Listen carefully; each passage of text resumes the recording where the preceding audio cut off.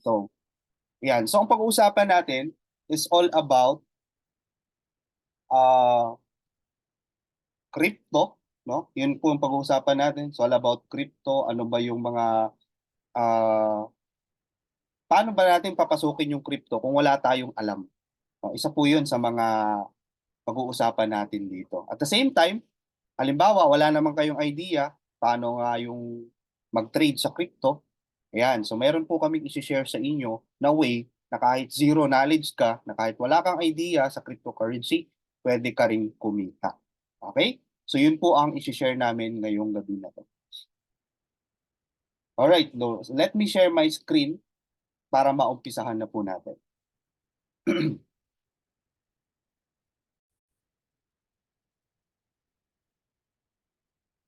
Okay. Please type 1 po kung naririnig po ang boses ko. Para alam ko po kung malinaw po yung dating sa inyo, ano?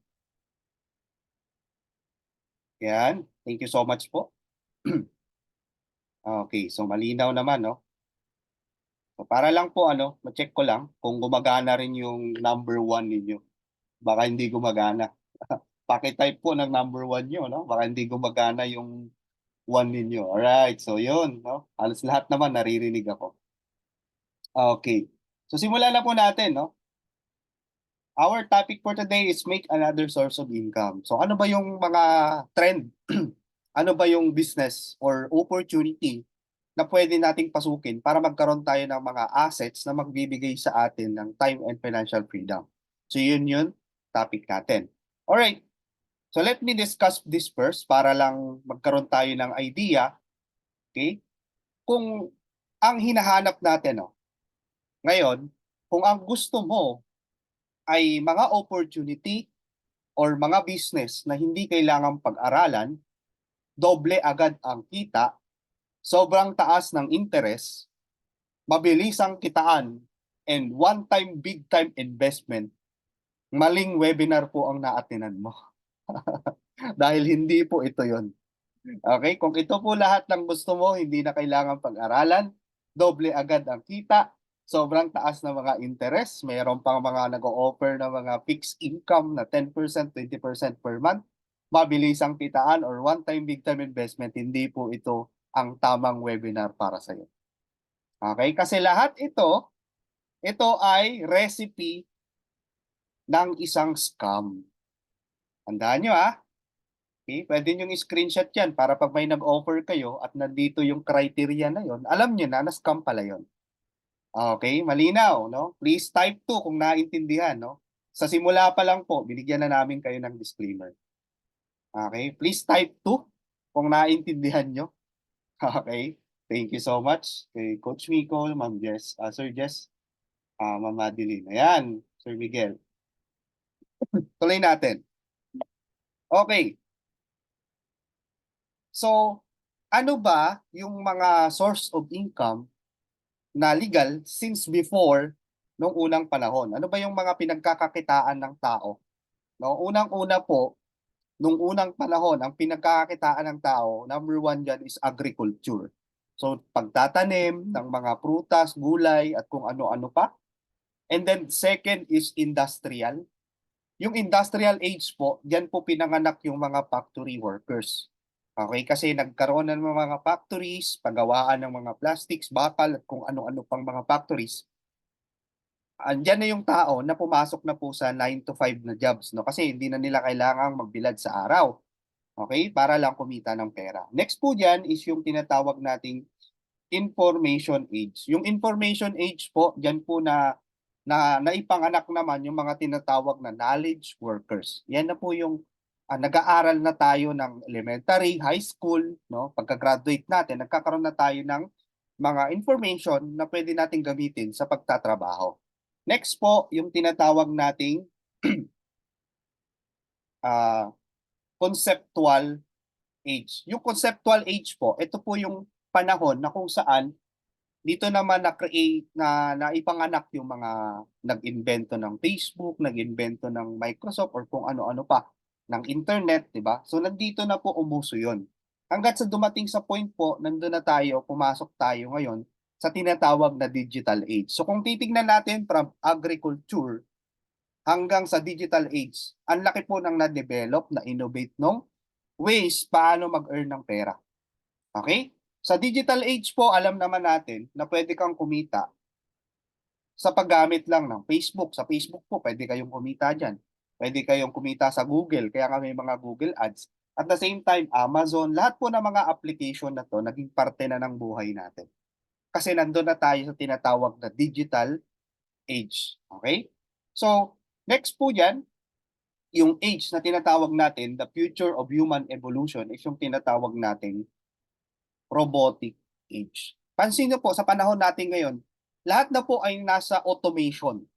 Mapa sasakyan, mapa yung robotic assistance na eto pag sinet up mo tong robotic assistance na to, pwede siyang mag-automate ng magsindi ng ilaw, magbukas ng mga automate na smart technology nyo sa bahay ninyo, di ba?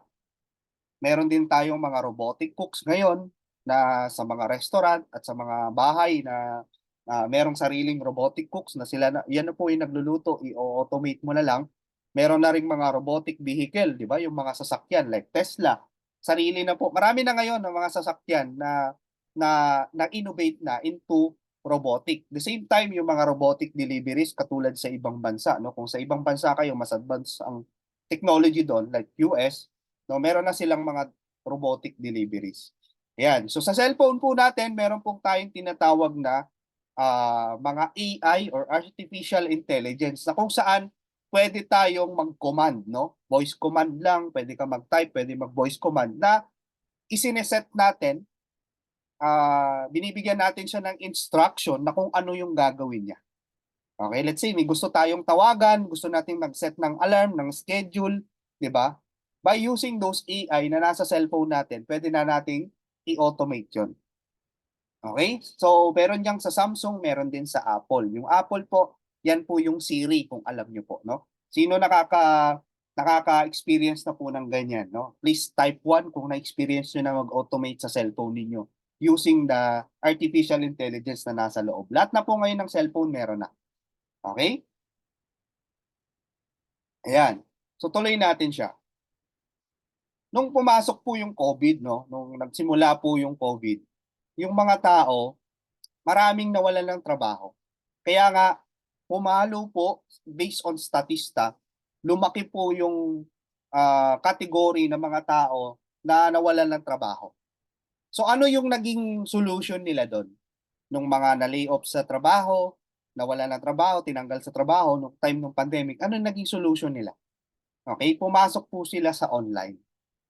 Okay, nandiyan na umuso yung tinatawag nating online selling. Kasi dati yung pagbebenta, kailangan mo pang umupa ng space para makapagbenta ka ng mga products and services po ninyo. Pero sa panahon ngayon, kung meron kang idea sa online, mas lamang ka eh. Bakit? Mas malaki kasi yung market mo sa online. Biruin mo sa Facebook, ilan ang friends mo. Pag nag-post ka doon, maraming makakakita, no? Negosyo or serbisyo na ino-offer po ninyo. Kaya pansin nyo, nung time ng pandemic, maraming naghirap. Tama po? Marami ring yumaman because of online.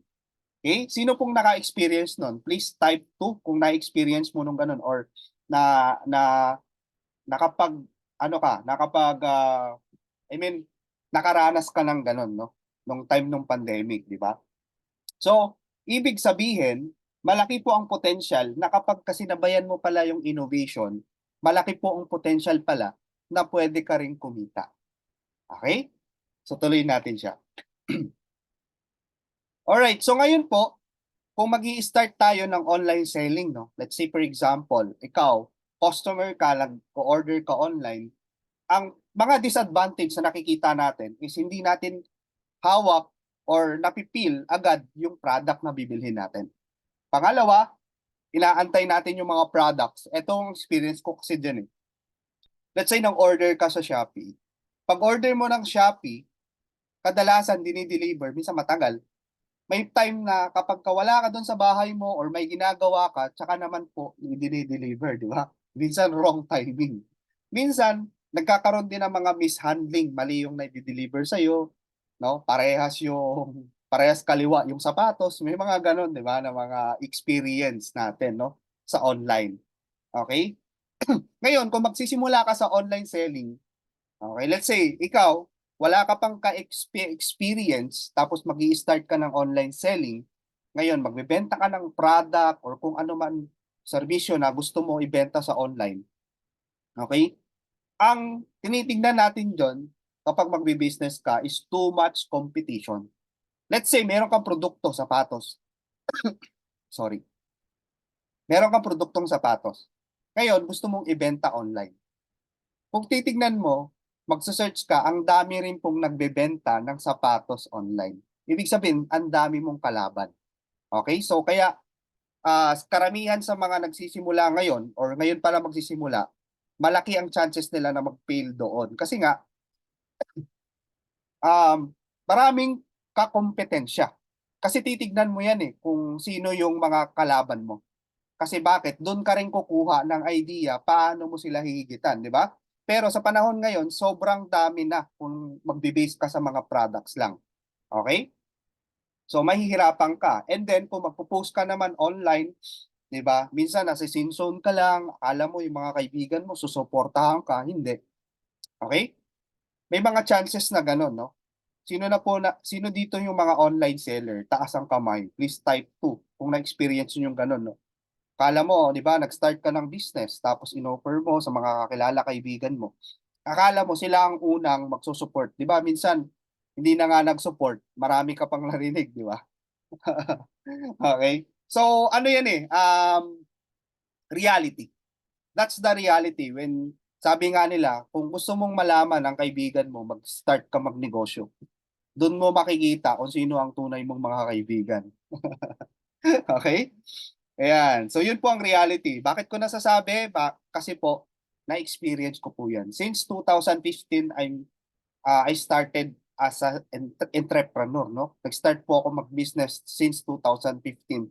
At lahat po ng mga nakausap ko, nakasama ko, na mga nagbi-business din, same kami ng experience. Okay? So, kaya po namin nasabi to. Okay? So, right now, isa sa pinakamaganda na business o opportunity sa panahon natin is trading. Sino na po dito may idea sa trading? Pwede po kayong mag-type 2. Sige po, kung sino pong may mga idea na dito. Para alam ko kung alam niyo na talaga, kung mayroon dito na may idea sa trading or may experience na sa pagte-trade. Okay? Sige po, type 2 po sa mga may experience na. Ayan, si Ma'am Jen or Sir Jen. Coach Miko. Si Ma'am Madeline, no? May experience na sa trading or may idea, Sir Jess. Yan. Ayan lang po ba, no? Si Sir Oliver. Okay. So, kokonti pa lang. No? Kokonti pa lang. Why? Hindi kasi siya tinuturo sa eskwelahan. Ang trading po hindi tinuturo. Okay, nasa public. Kundi, mag-i-enroll ka sa mga courses. Tama ba? Ang trading po, may mga klase kasi yan Ang trading kasi, bakit ang mga tao, maraming nagja-jump from employment to trading, from business to trading. Bakit? Number one, you can do it inside your home and not affected by pandemic or economic recession. Okay? Kasi hindi ka na magbebenta-benta Di ba? Marami sa atin, ayaw natin magbenta, ayaw natin, di ba, magbenta-benta ng mga product. So, ang isa sa pinakamagandang pupuntahan mo is yung trading. Kasi eto, buy and sell din siya, pero hindi ka totally nagbebenta ng mga products or kung ano-anong mga produkto, di ba? Okay? At the same time, hindi siya affected ng pandemic or economic recession. Kasi ang trading, kahit may pandemic or economic recession, tuloy pa rin po ang trading. Pansin natin, noong 2021, 2020, ang mga yumaman po, yung mga taong nasa trading or may idea sa trading, yung kumita that time. No? Kasi tuloy-tuloy ang trading kahit anong mangyari sa market. Sabi ko nga, hindi po ito tinuturo sa public. Okay? Kasi nga, para ka matuto ng trading, you need to enroll sa mga courses. Like for example, katulad niyan, ang mamahal po ng mga courses ng trading. Okay? Meron diyan nag-o-offer ng 80,000, 100,000, depende po, no, sa ino-offer nilang courses. Okay? And then aaralin niyo po yung trading, no? Merong tatlong klase ng trading kasi kung saan pwede ka mag-trade. Number one, forex. Ang forex, pag nagtitrade ka ng forex, this is a palitan siya ng fiat money or fiat currency. So meron yang stop loss, meron yang wala po yung trading sa weekend, no? Ibig sabihin ng stop loss pag nagte-trade ka, let's say lugi ka na or talo ka na ng 10%, pwede mo na siyang i-cut. Okay? Pwede mo na siyang putulin. Ibig sabihin, pag kinat mo siya ng kinat na paulit-ulit ka natatalo ng 10%, mauubos na parang upos ng kandila yung iyong pera.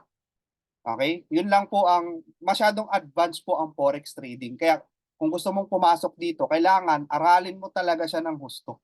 Meron nga po kaming kakilala before na isang politician, ang binabayad niya sa course niya, pag-aaral niya ng forex is 500,000. Aral pa lang po yun, no? Grabe, di ba? So 500,000. Nakausap namin yun before. Okay? Number two, yung tinatawag nating stock trading. Ang stock po, stock market is a long-term process. Hindi po ito yung ngayon mapapakinabangan mo na, no? Hindi po ganun yun. Ang stock market is a long-term, 10 years, 20 years bago ka talaga maramdaman, bago mo maramdaman ang kita diyan sa stock market. Kasi we've been through stock market since 2017. Bago kami naglipat sa crypto, nasa stock market po kami since 2017 nung mga team natin dito sa community. So, number three po, yung crypto trading. This is a decentralized blockchain technology. Okay? Ang kagandahan po sa crypto trading, wala pong manipulation. Wala pong manipulation. Why? Because we are on the blockchain technology. Okay? Lahat po ng mga pumapasok ngayon sa crypto market is mga bagong traders, di ba? Ibig sabihin, dahil nagustuhan nila yung blockchain technology kasi nga, ang kagandahan ng blockchain technology, hindi siya controlled ng isang management, ng isang malalaking financial industry. Wala pong ganun. Ang blockchain kasi is a peer-to-peer process siya. Okay? Yun lang po ang kagandahan sa cryptocurrency at decentralized. Hindi po katulad nitong dalawa, forex trading and stock market trading. Parang ang hirap mo na manalo dyan pag nagtitrade ka. Kasi bakit? Lahat ng mga nagtitrade sa forex, sino-sino ba ang mga nagtitrade dyan? Professionals, malalaking korporasyon, malalaking bangko, mga financial institution na billion-dollar, trillion-dollar ang hawak na pera. Sa tingin mo, may edge ka dun sa mga yun. Kung wala kang alam sa trading at papasok ka dyan sa forex, sa stock market, nagsasayang ka lang ng pera. Okay, para kang lumalaban kay Goliath, no? 'Di ba? Sa crypto kasi, maraming mga new traders, no? Kaya may labang ka pa eh, kahit papaano. Hindi katulad dito sa dalawang malalaking forex at saka stock market, no? Mahihirapan kaya. At the same time, marami pong manipulation na nangyayari. Okay? So yun po ang kagandahan dito sa cryptocurrency. Kaya nag-cryptocurrency tayo. Alright, tuloy natin siya. So ito po yung mga aaralin ninyo, no? So you have to analyze the market. You have to know those mga candle charts, mga graphs, indicators, technical analysis, fundamental. Ang dami mong aaralin kung gusto mo talagang ma-master ang trading. Kaya nga pansin nyo, marami kayong sino na po dito?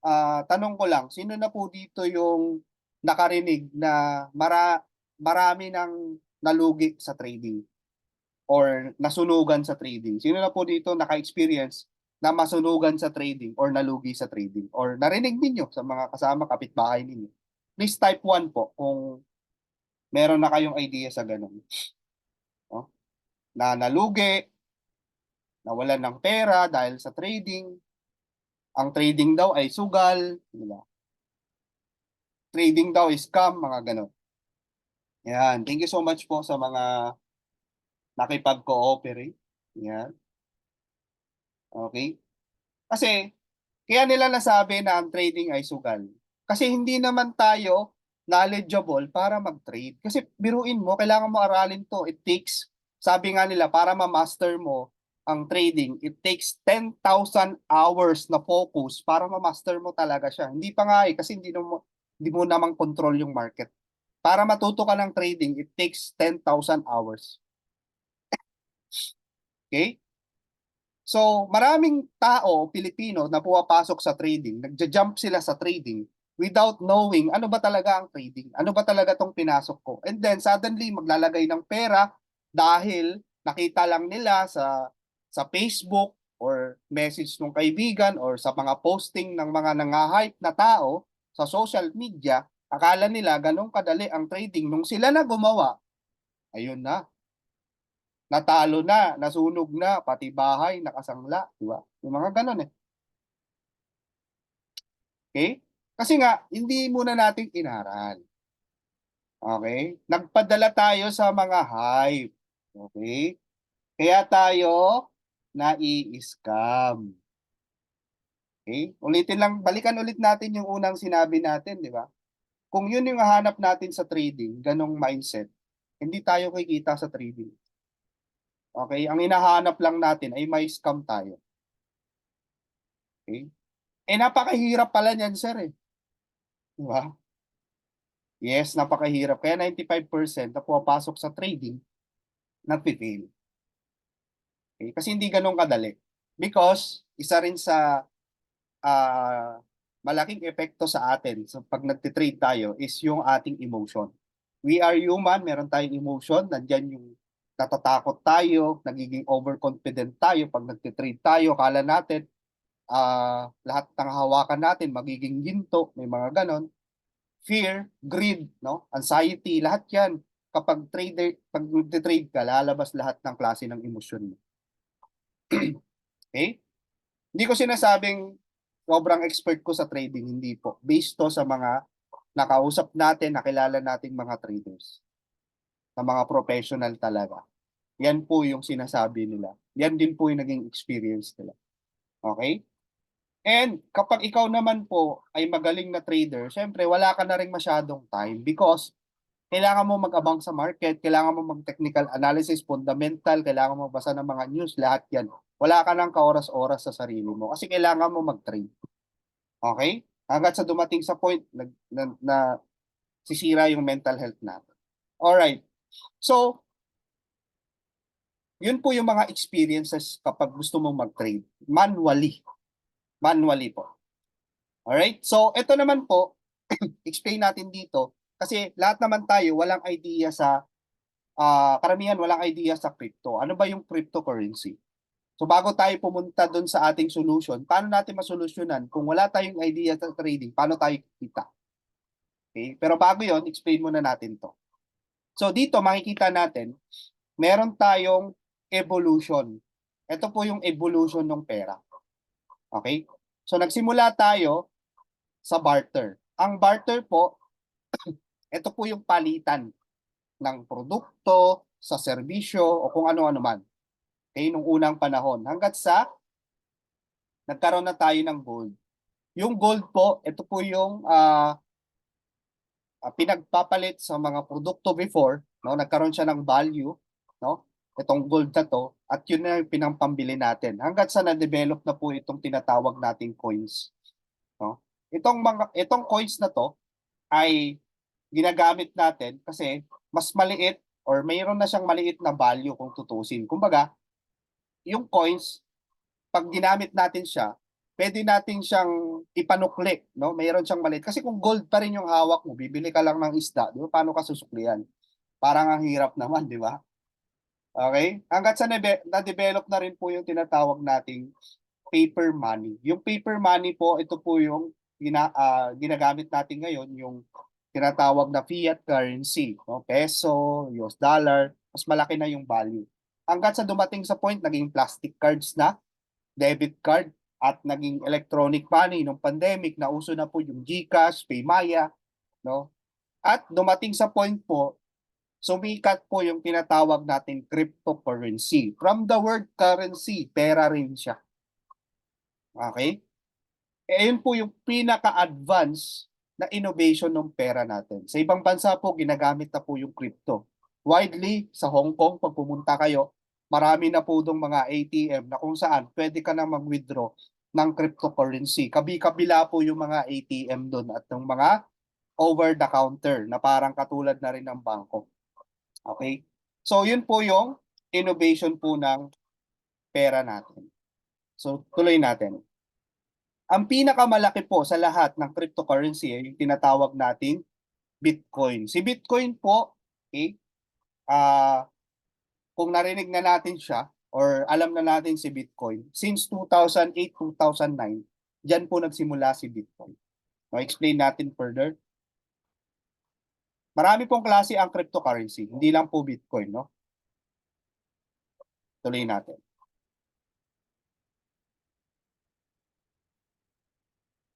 Okay.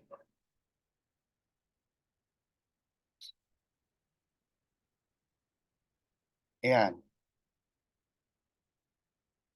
So, right now, sa Bitcoin po, we are now on the corporations era. Pag sinabi natin corporations era, ang Bitcoin po ay pumapasok na sa corporations era.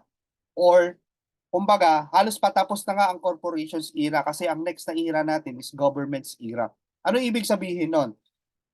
Yung mga malalaking korporasyon like Microsoft, Citibank, kung ano-ano pang mga malalaking korporasyon, ay nandun na po na nag-adapt ng crypto, ginagamit nila ang crypto sa payment, ginagamit nila ang crypto sa loob ng kanilang company, di ba? Like Microsoft, ang ginagawa ng Microsoft, pwede ka nang bumili ng mga product and services ng Microsoft gamit ang Bitcoin at ibang mga cryptocurrency.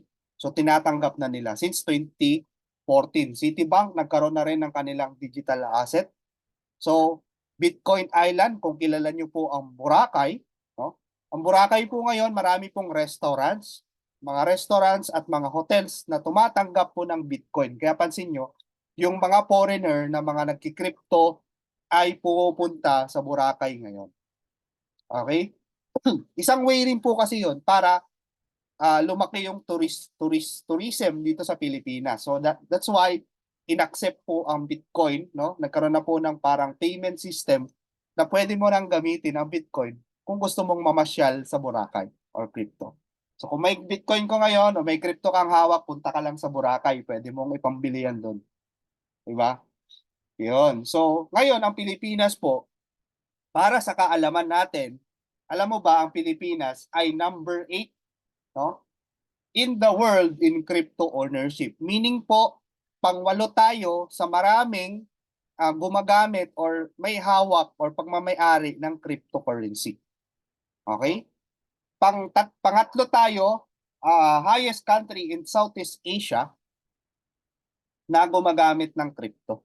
Grabe, no? So, ibig sabihin, nakaka-adapt na talaga ang Pilipinas. So, eto, mapapansin nyo dito, sa pictures na to, eto po, mapapansin yung ATM na hinahawakan namin na yan. Pwede po kayo dyan mag-withdraw or bumili ng cryptocurrency dyan sa ATM na yan. So yan po yung example, no? Ito po ay sa Hong Kong. Nung pumunta po kami last year sa Hong Kong, binisita namin yung mga ATM, no? Ayan, pwede kayo dyan mag-withdraw or bumili ng cryptocurrency sa loob ng ATM na yan. Yan po ay nasa Hong Kong po yan. Okay? Yan, ito rin, isa po yan. Nadaanan lang namin, nakita namin, uy, galing nga kahit saan meron palang mga ATM ng crypto dito sa Hong Kong, no? So ang Hong Kong po kasi isa sa mga tinatawag na crypto hub. Lahat ng mga crypto enthusiasts at mga malalaking projects, ino-open nila doon sa Hong Kong. Right now, isa sa mga humahabol doon ay yung Thailand.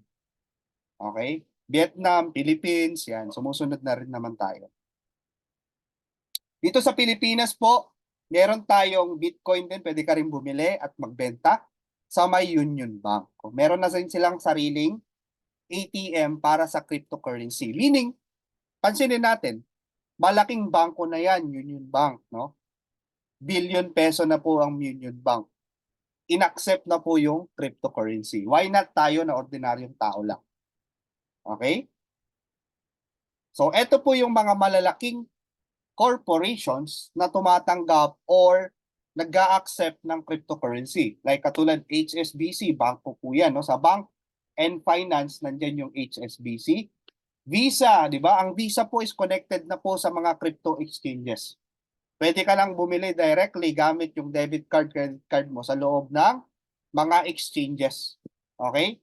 Supply chain, nandyan yung Walmart, Ford, Unilever, is ginagamit na rin nila yung cryptocurrency at blockchain technology.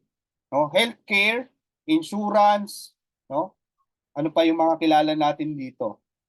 Okay? Singapore Airlines, Etihad Airlines, ayan po.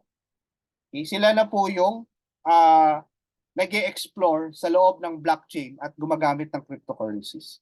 Yung mga company na malalaki na yan. Okay? Even yung mga insurance, guys. Sino dito may mga insurance? Di ba nag-i-invest tayo sa insurance? Babayad ka monthly, di ba? Okay? Ang tanong doon, saan napupunta ang perang binabayad mo? Iniipon lang ba yan? Hindi. Ini-invest din nila yan sa mga investments, institution. The same time, ang mga insurance ngayon is open na rin sa cryptocurrency. So, ini-invest din nila sa cryptocurrency. Kaya, nag-invest ka ng pera mo, yung pera mo, kikita ang insurance sa pera mo kasi binigay mo yung pera mo doon. Di ba? Okay. So, isa yon no? Sa mga, yan, mapansin natin yung mga insurance nasa crypto na rin. So, explain natin po yung history na nangyari po sa Bitcoin para magkaroon tayo ng idea, ano na ba yung nangyari sa Bitcoin, no? Let's say, wala ka talagang idea, zero knowledge ka.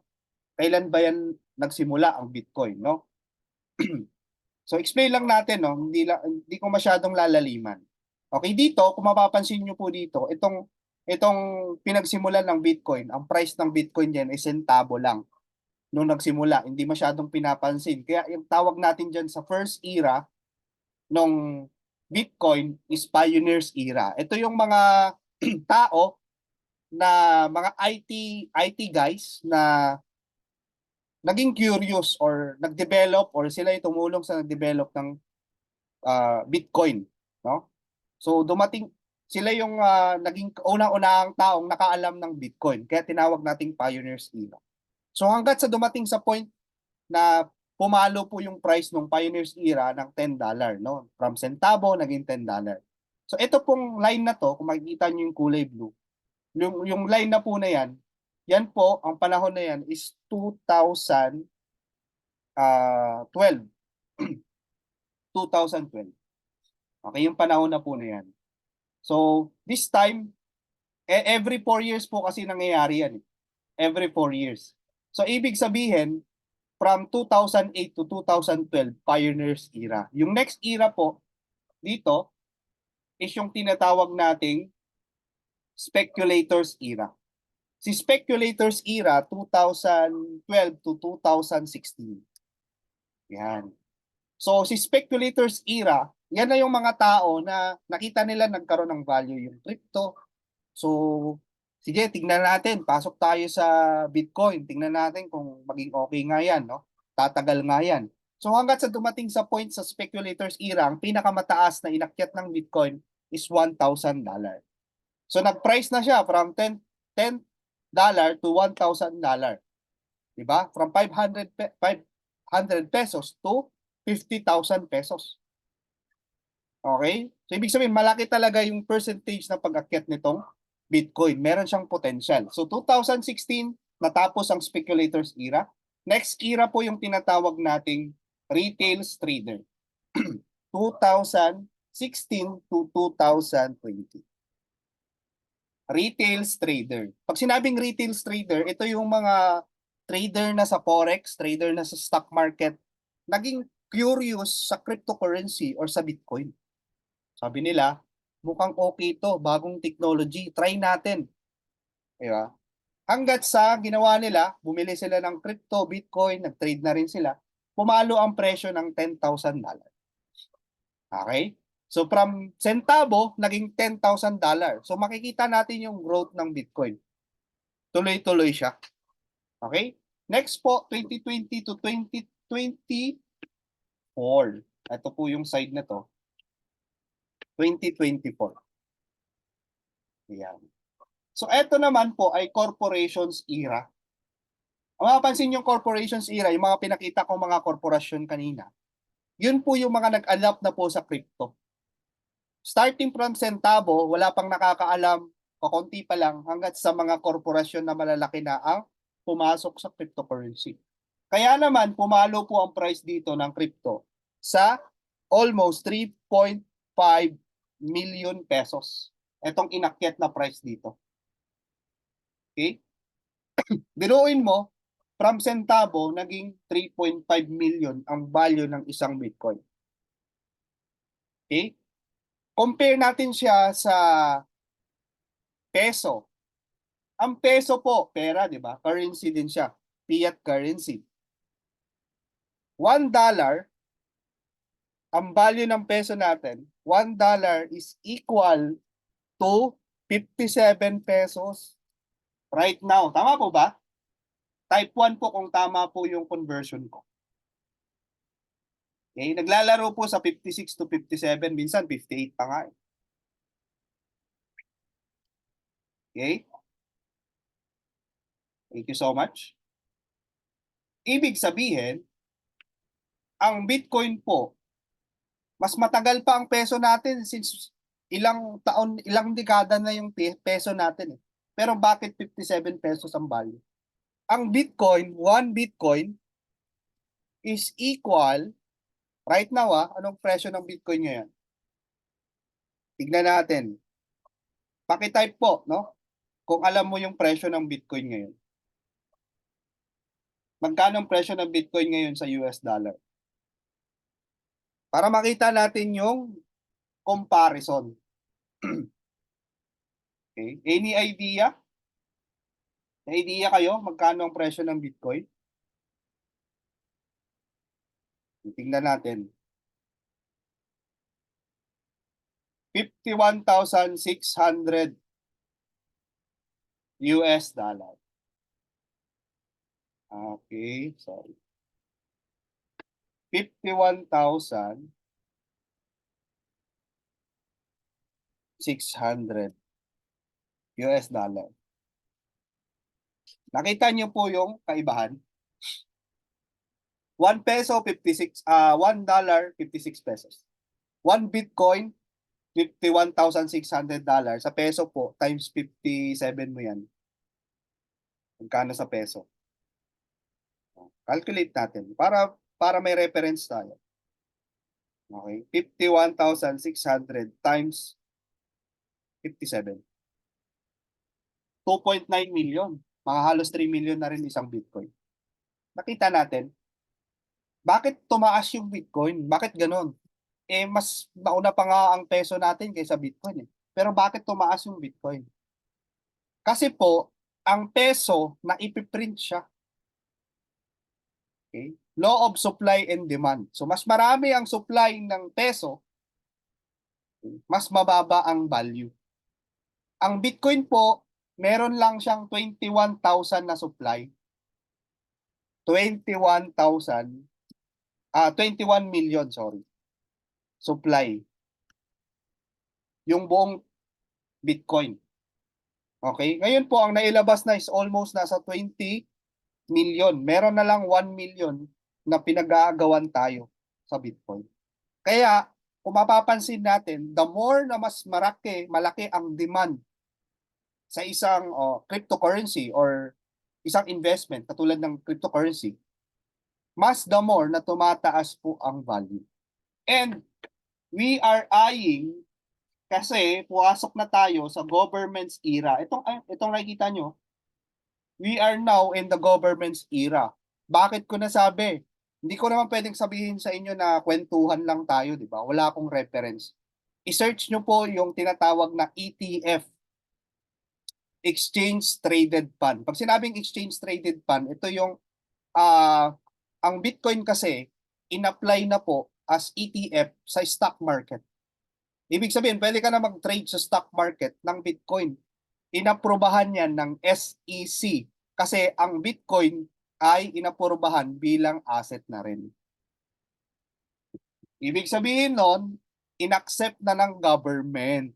Yun po ang point natin doon. So tama yung projection dito. Nagigets natin? Kaya etong nakikita natin projection na to, ang ina-eye dito na price, pwede pang umabot tayo sa 100,000 pataas ang presyo ng Bitcoin within this year. Right now, ang presyo ng Bitcoin is 51,600. Mababa pa po yan. Okay? So yun po yung opportunity. Ito po yung opportunity. Nandito pa lang po tayo. So ito po yung opportunity. Hindi po dito yung opportunity. Sa next 2 years, next 1 year, 2023, 2026, hindi po. Ngayon po yung tamang panahon para pumasok ka sa cryptocurrency. Kasi nga, last na to, okay? Ito na po yung projection natin. Ayan. So, ibig sabihin, right now, kailangan mo nang mag-accumulate ng cryptocurrency para makinabang ka sa pagtaas ng presyo ng crypto. Yun po ang opportunity na gusto nating ipakita sa lahat. Alright, so let's continue. Okay. Tuloy natin. So right now, sabi nga natin, ang cryptocurrency is inapprove na rin as asset. Ginawa na rin siyang asset. Okay? So, ibig sabihin, kapag naging asset na ang Bitcoin, inapprove na po yan ng government, no? I-regulate na rin yan ng mga iba't ibang government. Meron na rin, kung alam nyo po yung El Salvador, ang El Salvador po, Bitcoin na po ang pera nila doon. Yun na po, hindi na po US dollar, Bitcoin na po yung ginagamit nilang pera. Okay? So, ibig sabihin, kung may gumawang bansa, meron na pong mga susunod katulad ng Brazil, susunod na dyan yung Japan at iba't iba pang mga klase, ang mga countries na a-accept ng cryptocurrencies. Okay? So, yan na po papasok yung government's era. So, what to do next to prepare for the future? So, we need to accumulate and generate more Bitcoin and cryptocurrencies. So, paano tayo mag-generate kung hindi naman tayo marunong mag-trading? Kasi the only way para magkaroon ka ng crypto is to trade, to invest, or to trade. Diba? Eh, paano kung hindi ka marunong? So, anong gagawin natin? So, welcome to our Royal Q CryptoBot. Ito po yung tinatawag nating AI na kung saan siya po ang magiging katulong natin para makapag-accumulate tayo ng cryptocurrency kahit po zero knowledge tayo para hindi tayo masunugan ng pera sa crypto, sa kaka-trade. Okay? Yun po ang purpose nito. So, there are two ways para makapag-accumulate ka ng cryptocurrency sa loob ng sa may opportunity na in-offer natin ngayon. Number one is AI trading. Pag sinabing AI trading, magte-trade. Magba-buy and sell po yung AI para sa'yo para makakapag-accumulate ka ng cryptocurrency. Number two po, yung tinatawag nating subscription business. Pag sinabing subscription, you can share Royal Q to other people and you will be rewarded with USDT. Yung USDT po, yan po ang cryptocurrency na nakapix sa value ng US dollar. Okay? So tuloy natin siya. Alright. So Royal Q is the new generation trader. Dati kasi ang uso po is manual trader lang. So kung gusto mong mag-accumulate ng crypto, kailangan mag-manual trade ka. Kailangan magbasa ka, mag-technical analysis ka, mag-fundamental analysis ka. Kailangan control mo yung emotion mo. Right now po, dahil innovation na tayo, sabi nga natin, meron na pong automation na nangyayari. Okay? So ito po yung ating may naghahanap po kasi nung tinatawag nating mga filings, no? Or regulations, no? Na kung saan tayo naka-file. Ito po ay naka-file po tayo sa Secretary of State of California. So pwede nyo pong screenshot yan. Yan po yung ating registration. Okay? So screenshot nyo po, 3, 2, 1. Parang online seller. Okay. So nakikinig pa po ba? Please type 1 po kung nakikinig pa tayo. Baka mamaya makatulog na yung kausap ko. Anong oras na?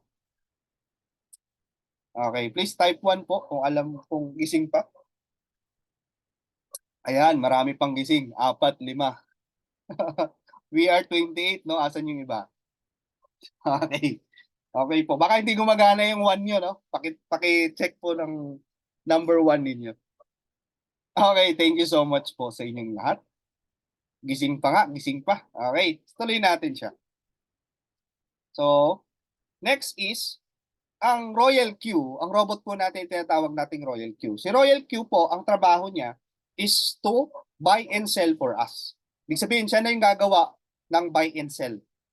And para mangyari yon, okay, hindi sa loob ng Royal Q tayo magba-buy and sell. Kasi ang robot is, ang trabaho lang talaga is mag-buy and sell. Pero hindi doon sa loob ng robot. Kasi pag gano'n ang nangyari, scam yun. Kundi nandun sa loob ng tinatawag nating mga crypto bank. Yung mga legitimate na crypto bank like HTX, Bybit, OKX, Indodax, Kraken, yan po, doon tayo nagtitrade talaga. Hindi po sa loob ng robot tayo nagtitrade ha. Kasi wala naman pong robot na kung saan doon tayo nagba-buy and sell. Walang ganon, no? Dapat merong connection yan sa crypto bank, no? So kino-connect yan via API. Alright, so ang strategy na ginagamit po ng Royal Q natin is quantitative strategy. So itong quantitative strategy na to, ito rin ang tawag natin dyan is high frequency trading. So marami siyang magagawang transaction sa isang araw, no? May buy and sell. Depende po sa setup natin sa bot natin, no? So sineset up natin yung bot natin, binibigyan natin ng instruction para mag-buy and sell sa atin 24/7. Kaya tinawag natin siyang quantitative strategy. So Royal Q po, ikino-connect natin kay Kraken, HTX, no? Bybit, Indodax, and OKX. Ibig sabihin po, hindi lang Royal Q ang ida-download nyo. Okay? Ida-download rin ninyo itong mga crypto bank. Ibig sabihin kasi, si Royal Q, wala pong access sa pera ninyo. Dapat ang pera ninyo nandito lang sa control ninyong crypto bank like HTX. Ang in-offer ko po, pwede ko suggest sa inyo, ito si HTX. Mas madaling gamitin. Okay? Kasi ito lang po yung mga legitimate na kung saan dyan tayo naglalagay ng pera. Parang bangko. Dapat ang paglalagyan mo lang ng pera mo is BPI, BDO, Metrobank, no? Kung gusto mo mang maglagay ng pera sa bangko. Parang ganun sa crypto. Ang crypto po, mayroong tinatawag na mga crypto bank like HTX, yung mga yan. Okay? So, ang trabaho ni bot is for us to gain or accumulate crypto for us, no? So merong dalawang klase ng market, no? Kapag ang market po umakyat, okay, tendency din yan bababa rin. Ang crypto market is volatile. Ibig sabihin ng volatile, magalaw. Okay? At ang market po, hindi natin kontrolado, hindi natin kaibigan ang market. That's why marami nga pong natatalo sa cryptocurrency kasi nga hindi naman natin alam kung bukas aakyat, bukas bababa. Wala pong may control. So ang trabaho ng robot natin is for us to guarantee an 1% income for us. No, ganun po yung ginagawa niya. At least, no, magawa ng bot natin, aabangan niya yung market. Kapag umakyat yung market, makita niya na pwede na tayong mag-profit, doon na siya magsisell. Pag walang profit po or hindi nakikita ng bot na magpa-profit tayo, hindi siya nagsisell. Okay, may setup po yun, no? So manually, kung aaralin mo yung trading, kailangan mo mag-technical analysis. You have to enroll to the courses. Number 2, kailangan mo mag-fundamental analysis, magbasa ng mga news. Kailangan updated ka. Number 3 po, kailangan kapag gusto mong maging trader talaga, aralin mong kontrolin yung emosyon mo. Kasi sa trading, dyan lalabas yung iba't ibang klase ng emosyon mo. Okay? Pag robot po, meron tayong live data. Ang live data po, si bot na po bahala dyan mag-analyze ng market. Walang emosyon ng robot po, no? Hindi yan natutulog, hindi yan naantok, hindi kumakain. Wala pong emosyon. Robot po yan. Quantitative strategy, kung ano po yung nakasetup sa kanya, yun yung gagawin niya. At hindi rin po magsisell ang robot natin ng palugi. Tandaan niyo po yan, no? Pag bumababa ang market, ang gagawin ni robot, mag-hold lang siya. Wala pong sell ng loss yan. Okay, yun po ang guarantee sa robot. Alright, so tuloy natin siya. So, assuming ang goal mo is kumita ng 20%, di ba? Ang ginagawa ng bot po natin, hindi siya yung bibili ng isahan tapos aantayin mong umakyat yung market pataas sa 20%. Hindi ganon. Ang ginagawa ng robot natin, bot will execute 1% to achieve 20 times. Ibig sabihin po, pag nakita niyang umakyat ng 1%, isi-secure niya na yung 1% na profit mo na yon. Ngayon, pag umakyat ulit yan, isi-secure niya rin at least sa bawat 1% na isi-secure niya na. Hindi niya aantayin na umakyat pa ng 20%, 10% yung market para lang mag-take profit siya. So, ganun kaganda yung robot natin. Bilang isang tao, ang hirap gawin nun, yung every 1%, aabangan mo yung market, no? Hindi ka aalis dyan. Kailangan abangan mo yung market na umakyat ng 1%. Eh kung kailan umakyat pa yan, 5 hours, 10 hours, isang araw, no? So, nakaabang ka lang ng ganun doon. Oh, wala ka ng time. Mauubos na yung oras mo. Okay? So, ang bot po, 24/7 nakabang sa market yan sa loob ng isang taon. Super intelligent, no? Kasi nga, hindi kayang gawin ng tao yung ginagawa ng bot, no? Yung tayo nga lang mapuyat tayo ng 3 days na tuloy-tuloy. Halos bagsak na yung katawan natin. Ang robot po, 24/7 yan sa loob ng isang taon. Ganun po ka-advantage na meron po tayong CryptoBot. Okay. So, ang ginagawa po ng robot natin ganito. So, halimbawa, nag-trade po ang robot natin. Okay? Mangyari po sa market, pag umaakyat yung market, halimbawa, umakyat ng 1.3%, ang gagawin po ng bot natin, standby siya. Ibig sabihin ng standby, aantayin niya kung aakyat yung market o bababa pa. Ngayon, what if bumaba ang market, no? Bumaba ang market, let's say na-hit niya yung pagbaba ng 0.3 galing doon sa 1.3. Di ba umakyat ng 1.3 and then suddenly bumaba ng 0.3, take profit niya na po yun. Magsisell na siya. Para meron kang kita na malinis na 1%. Nagets natin? Okay? Type 1 po kung nagets po ninyo. Okay? Ibig sabihin, pag nag-start siya ng trading, bibili siya, aakyat siya ng 1.3%. Pag aakyat ng 1.3%, standby siya dyan. Titignan niyo yung market kung aakyat pa o bababa. Pag bumaba ang market ng 0.3, saka siya magsisell. What if, coach, hindi bumaba yung market? Tumuloy-tuloy pa yung akyat niya. Ano mangyayari? Okay? Ganito pong ginagawa ng bot natin. So, let's say, umakyat yung market ng 10%, iti-take advantage pa ng bot yan. Okay? Hanggat sa umakyat yung market, iti-take advantage pa na yan. Let's say, umabot doon sa 10% at saka lang bumaba ng 0.3. Tsaka lang siya nag-drop ng 0.3. Ngayon, saka magsisell yung bot. Ibig sabihin, meron kang profit na 9.7%. Kasi tumuloy-tuloy umakyat yung market. Tsaka lang bumaba nung dumating ng 10%. So, dahil na-hit niya yung sinet up nating 0.3, na kapag bumaba ng 0.3, magsisell si bot, na-take advantage pa rin natin yung pag-akyat ng market. So, ibig sabihin, hindi lang 1% ang pwede mong kitain.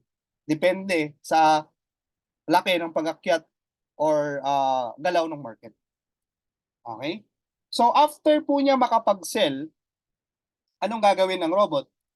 Aantayin niya yung market ulit na umakyat ng 0.5. Di ba? Nakapag-sell na siya, nagbenta na siya.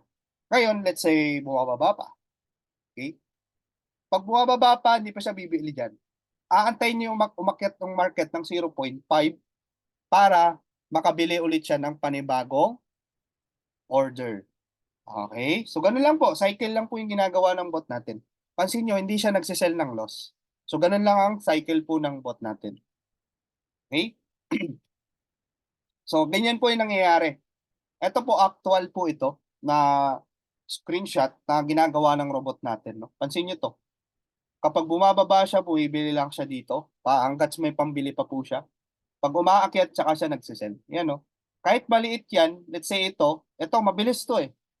Itong akyat na to mabilis to. Biglang bumababa. Pag hindi mo yan abutan, pag nag-manual trading ka, mabilis bumaba yan, di ba? Pag hindi mo naabutan yan, sayang yung opportunity. Pero sa bot po, mapapansin nyo dito, lahat ng opportunity na yan, nakukuha niya, oh. Nakukuha niya. Lahat ng alaakyat ng market, nakukuha talaga. Kasi nga, real time po yung robot natin. Okay? So, yan po yung ginagawa ng bot. So, papakita ko lang din po sa inyo yung mga sample or mga kinikita po dito sa trading. Ganyan po, no? So mapapansin nyo dito, itong tao na to, February 19, kumita siya ng 233. Nung February 20, 900. Grabe, ito, mga more or less, nasa ano na to? Nasa 47,000. Ito, 225, 285. Diba, ang laki? Yan. So, ngayon, ang kita niya kanina, nasa 47. Kasi itong screenshot na to, kaninang umaga to eh. Alas 7 ng umaga. Yan o. So, alas 7 ng umaga, meron na kagad siya pagkagising niya, $47. More or less, nasa 2.5. Pagkagising pa lang niya. Diba? May 2.5 na kagad siya. Eh, what more ngayon? Ilang oras na lumipas. Diba? Yan po yung mga sample earnings. Kasi nakadepende, ito po ang kita po dito sa robot natin, sa trading, nakadepende po sa puhunan natin at sa galaw ng market. Okay, hindi natin pwedeng i-compare kasi iba-ibang income yan, no? Kasi nakadepende po yan sa, wala pong fixed na income dito. Kaya pansin nyo, araw-araw iba-iba. Okay? Kasi nakadepende sa puhunan, sa laki ng puhunan mo at sa galaw ng market yan. Ito, $47 ang kinita niya ngayon. Ito, $1 lang. Magkakaiba kasi ng puhunan. Yung 10 rate niyang token, iba rin, di ba? So, hindi mo pwedeng i-compare yung income mo. So, ang pinaka-basis lang natin yan, malaki puhunan, malaki kita. Ganun lang. Maliit ang puhunan mo, maliit talagang kita. Walang puhunan, hindi wala ka rin kita. Ganun lang naman kasimple yan.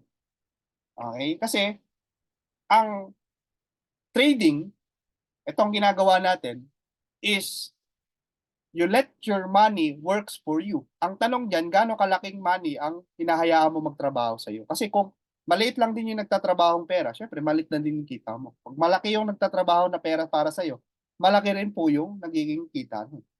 Kung walang pera nagtatrabaho sa iyo, edi ikaw yung nagtatrabaho para sa pera. Ganoon lang po kasimple, no?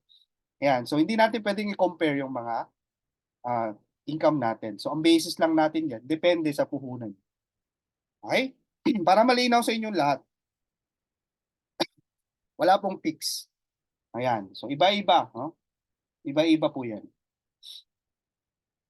Pero, mapapansin natin, effective po yung robot natin. Kahit gaano kalaki, maliit man yung puhunan mo, effective, magbibigay siya sa'yo ng result talaga. Okay.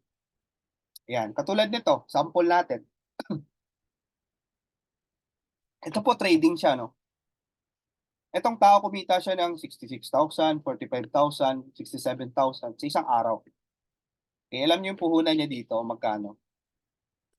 Puhunan niya po dito is nasa 2 million. Let's say, etong tao na to, syempre may 2 million siya, ibig sabihin itong tao na to, it's either negosyante siya na busy o marami siyang ginagawa. Okay? Ngayon, yung 2 million niya, ang ginawa niya, pinasok niya dito sa Royal Q. Pinatrade niya sa Royal Q. Kumita po ng ganito. In 6 days, umabot po ng 489,550. Let's say na lang, no, what if wala pong Royal Q?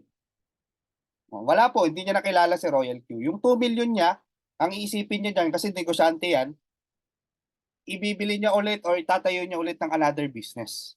Let's say, ang business na naisip niya is coffee shop. Kasi nauso ngayon ng coffee shop dito sa amin. Tabi-tabi yung mga coffee shop, di ba? Sasakit na yung ano mo, yung tiyan mo sa puro kape, di ba? Ngayon, coffee shop, 2 million, bibili mo yan ng mga gamit, mga coffee machines, babayad ka sa mga taxes, babayad mo sa mga tao na gagawa, yung pwesto, yung 2 million mo as in wala na. Na-convert na siya into kung ano man yung binili mo doon or binayad mo doon.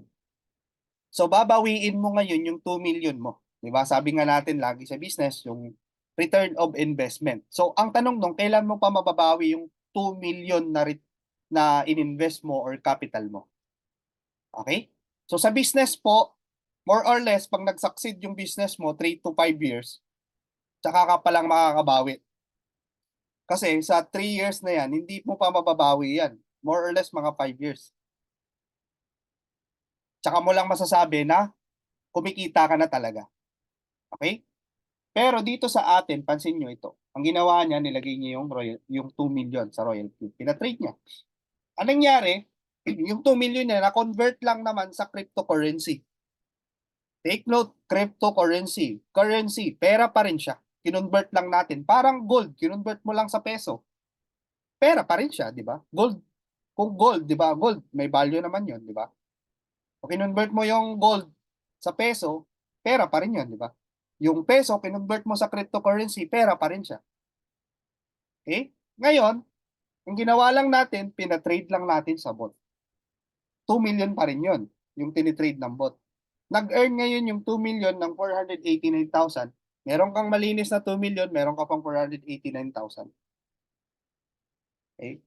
Hindi nawala yung 2 million mo. Hindi na convert sa kung ano-ano. Pera pa rin siya. Yun po ang point natin dito.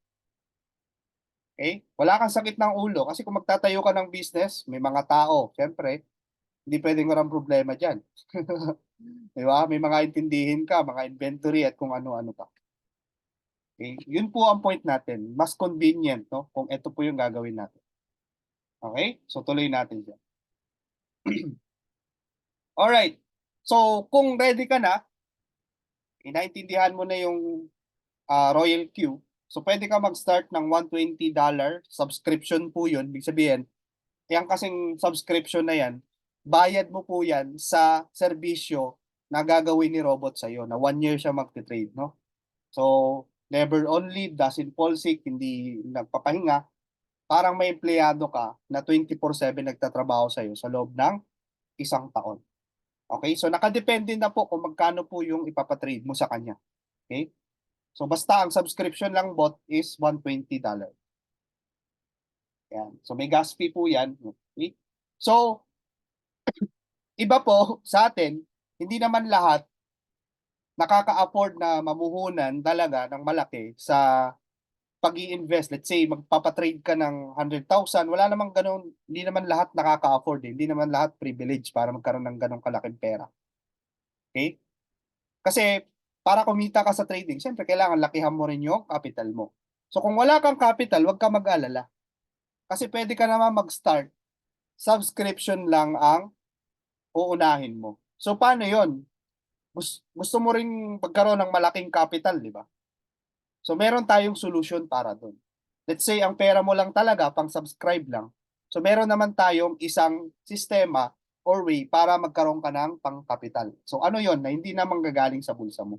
So, ito yung tinatawag nating subscription business. Ano yung subscription business? Ang subscription business, ito po yung mga negosyo ng Netflix, Prime Video, HBO, at kung ano-ano pang mga application ngayon na kailangan mo mag-subscribe. Kaya tinawag siyang subscription business model. Spotify, YouTube, at kung ano-ano pa. So Globe, di ba? At subscribe tayo, magbabayad tayo monthly para magamit mo yung service. Di ba? So let's say na lang itong si Netflix. Sino po ngayon merong Netflix? Di ba? Nagsasubscribe tayo monthly. Ngayon, nagbabayad ka monthly. Ang user ng Netflix noong 2020 is umabot ng 203.7 million subscribers sa buong mundo yan, no? So kung susumahin natin, kung iyang mga subscribers nagbabayad ng $10 per month, ang kinikita po ng Netflix sa loob ng isang buwan is umaabot ng 2 billion, $2 billion ha? Or sa peso, 116 billion. Napakalaki, di ba? So anong negosyo ni Netflix? Subscription. Same sa negosyo ni Smart, ni Globe. So kailan mo nakitang nalugi yung mga yan? Hindi, kasi subscription lang. Wala silang masyadong yan, itong kagandahan sa subscription. Kasi number one, walang shipping cost. Kasi magsasubscribe ka lang, gagamitin mo lang, application lang yan.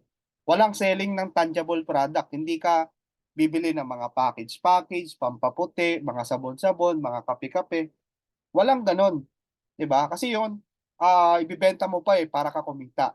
Number three, gives you a lifetime passive income. 'Di ba? Halimbawa, maraming nag-subscribe, no? Kasi dito, para ka na ring may-ari ng Royal Q. Kasi bakit? Kung meron kang shineran ng link, no? Shinare mo sa ibang tao, merong nagsasubscribe under sa link mo. at meron kang marireceive na income or reward sa pamamagitan ng subscription business model natin. Okay, stable income unlike selling of tangible products. Worldwide po ang market kasi application lang siya kahit saan, di ba? Kahit saang sulok siya ng mundo, okay? Pwede siyang mag-download or gumamit ng ating application. Walang boundaries, not affected by lockdown kasi nga nasa internet lang tayo eh. As technology po yung ginagawa natin and minimal po ang overhead expenses kasi hindi mo naman na kailangan mag-stock ng mga product, di ba? Walang ganun, no? So wala kang babayarang rental, salary sa mga empleyado, walang ganun. So mababa po yung overhead expenses. So iyon po yung kagandahan ng subscription business. So why Royal Q? Royal Q po ngayon is nasa 2 million na po yung downloads or subscriber. Meaning po, 2 billion na po ang gumagamit ng Royal Q sa buong mundo. 2 million plus na yan. Hindi lang specific kung ilang 2 million pero nakalagay dun sa downloads. Makikita nyo naman yan eh. Punta kayo sa Play Store ninyo tsaka sa Apple Store at tsaka yung kasi may ibang bansa na hindi nakakapag-download sa Play Store tsaka iOS, no? Katulad ng China. 'Di ba may sarili sila, no? So kasama po 'yun. Okay, 2 million na. So meron na tayong track record. 100 po, ngayon 150 million na rin po ang kinita sa trading ng mga taong gumamit ng Royal Q. Meaning po, kung hindi kasi effective yung Royal Q, hindi siya dadami. Hindi dadami ng 2 million yung subscribers niyan. No? 200 plus countries na rin tayo. Yan. So, paano ba kumita doon sa tinatawag nating rewards program? Ayan. So, ito na yung final part natin. Kasi lahat naman ng tao, sino ba dito gustong kumita? Type 1 po. Okay? Type 1 po yung gustong kumita. Okay, thank you so much po sa inyong lahat. Talagang mukhang pera po talaga, no? Joke lang. Okay. Ayan, no? Pagkitaan talaga, ang sasaya, no? Ang iingay, no? Kanina, nung tinatanong ko sa mga wala sumasagot, di ba? Pero pagkitaan, talagang buhay na buhay, no? Okay, so tuloy natin. Ayan, no? Siyempre, kailangan natin kumita, di ba? Lalo na sa panahon natin ngayon. Okay, so, once po na kayo po ay nakapag-subscribe na, ang rank nyo kaagad ay VIP 1. Diba? VIP 1 kaagad kayo. Ngayon, meron kayong privilege dyan. Meron kayong reward kapag VIP 1 na kayo. Number 1 reward dyan, kapag share mo po ang Royal Q, kasi may link kang sarili, share mo po sa kaibigan mo, kakilala, or kung sino man po yung gusto mong sharean ng link mo, at interested din siya, nag-subscribe siya, halimbawa, ikaw to, tapos si A, let's say si Angelo, is nag-subscribe sa'yo. Etong si Angelo, gusto niya rin, matagal na siyang gustong pumasok sa cryptocurrency, kaya lang, wala siyang idea paano mag-trade. So nakita niya yung Royal Q na meron palang ganong robot na magti-trade para sa kanya. So mas ano 'yon, mas madali 'yon, di ba? Okay, na pwede pa siyang kumita. At the same time, hindi pa nauubos yung oras niya. So nag-subscribe siya, in short, kumita ka ngayon ng $30. Okay, doon sa kay Angelo, kumita ka ng $30. Okay, may kaibigan ka ulit na isa. Ito naman si Brian. Etong si Brian din, okay, matagal niya nang narinig yung cryptocurrency. Ngayon, ang problema sa kanya, wala siyang time para mag-aral, di ba? Nag-subscribe din siya sa Royal Q. Meron ka ulit kinita na $30. Another kaibigan si Charlie, no? Etong si Charlie, ganun din. Gusto niya rin pumasok sa cryptocurrency, kaya lang wala siyang idea sa trading, zero knowledge siya. Pero alam niya na maganda ang crypto. Okay? Natatakot siya makapasok sa mga scams or mga illegal na investments sa cryptocurrency. Kaya, nai-offer mo tong Royal Q na dito, secure yung pera natin na tayo po yung may control at hindi natin ibibigay sa ibang tao yung pera natin para ipagkatiwala at pa-trade pa natin doon. Hindi, may sarili na tayo account nang magti-trade sa atin yung sarili din nating robot. So in short, kumita ka ulit ng $30. Ibig sabihin, bawat share mo ng link mo directly sa ibang tao, meron ka makikitain na $30. Plus po, alam natin, itong mga tao na to, may pinapatrade din po sa kanilang mga robot, di ba? Itong si Angelo, may pinapatrade. Let's say, ang puhunan niya, $100. No? Ito namang si Brian, ang puhunan niya is $300. Ito namang si Charlie, ang puhunan niya is $1,000. So lahat yan may pinapatrade sa robot nila. Ngayon, sabi rito, as VIP1, meron ka pang privilege or rewards na kapag nag-earn tong mga to, nagtitrade yung robot nila 24/7, syempre, no, magpa-profit din yan. Pag nag-profit, meron kang marireceive na 20% sa gas fee. Di ba? So sabi nga nila, para kang may ah, parang patak ng taxi, no? Tuloy-tuloy na may pumapasok sa iyo. Kasi nga, may nag-earn under your organization. Ganun po yun, no? So hindi ka lang kumikita dun sa referrals, kundi kumikita ka rin dun sa profit din nila sa trading. Meron kang percentage.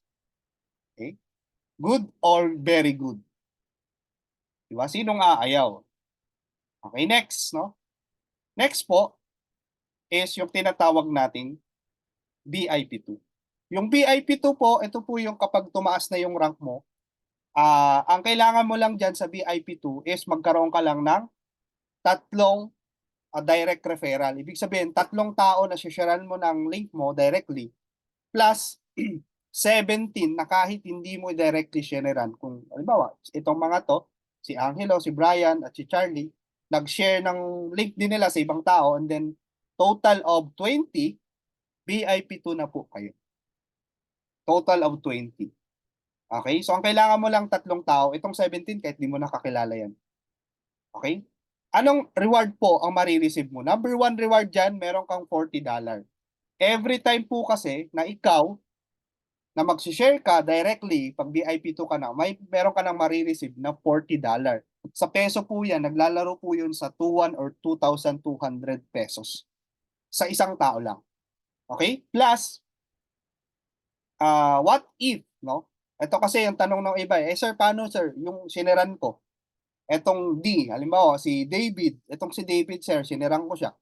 And then si David, nag-share din siya sa ibang kaibigan niya. Ngayon, nag-subscribe yung ibang kaibigan niya, halimbawa si si Erica, nag-subscribe kay David. Ngayon, si David kumita ng $30. Siyempre, kasi sa kanya nag-subscribe. Pero ang tanong diyan, may kita ka pa rin ba?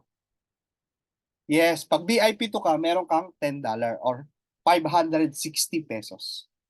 So sa lahat po ng mga general ng mga sponsors mo down your organization, meron kang marireceive na $10. So let's say for example, itong 20 na tao na to, okay? Sa loob ng isang buwan, okay, nakapag-share sila sa anim. So dun sa anim, meron kang tig $10. And ito pa, etong mga tao na to under your organization, di ba sabi natin kanina, may pinapatrade din yan sa robot nila. Iba't iba ang capital. Ngayon, meron ka pong 30%, yung tinatawag nating team rewards, may papasok pa sa yung 30% sa bawat profit po nila sa trading. Di ba? Exciting. Okay? So, ganyan po ang advantage pag po kayo na napopromote sa mataas na rank. Alright, so tuloy natin siya. B2, next po dyan is BIP3. Sa BIP3 po, ang kailangan mo lang, makapag-share ka directly sa 5 tao. Yan po yung direct referral mo, dapat meron kang 5 tao. Plus, okay, itong 5 na to, halimbawa, nag-share sila sa 95 na tao kasi dapat ang total na magiging ano mo, organization is dapat umabot po ng 100, no? Ibig sabihin, wait lang po, ano, palubat na yung ating laptop. Charge lang natin.